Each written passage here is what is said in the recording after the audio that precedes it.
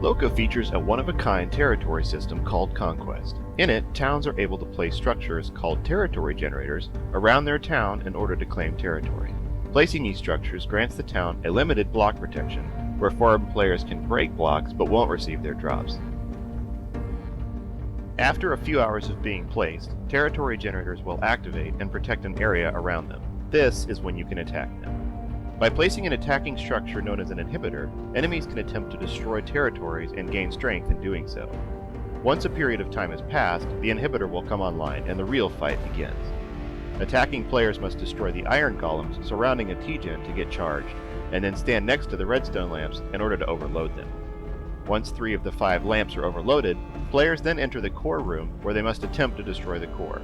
If they do, they win and the fight is over. The key to victory in Conquest is through winning successful assaults as well as defending your territory. At the end of every month on Loka, towns or alliances with the highest strength in their continent become the capital of their respective continents. Each capital is able to choose policies that affect all players on their continent, like the ability to embargo a specific resource from that continent, hire guards that will attack enemies throughout the continent, or even gain access to an airship that players can use to get back and forth to the capital town. Lastly, each capital gets to occupy one of the capital halls at spawn, which is decorated in their town's banner and gives them build access within. The top prize in Loka is World Capital. This is earned by having the highest total strength from among all the towns and alliances at the end of the month. So how about all these big giant towns and alliances? Don't worry. With great risk comes great reward. Even though some towns and alliances control large territories, they also fall harder too.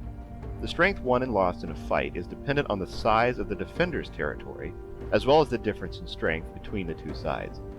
Are you a small town of scrappy skilled PvPers?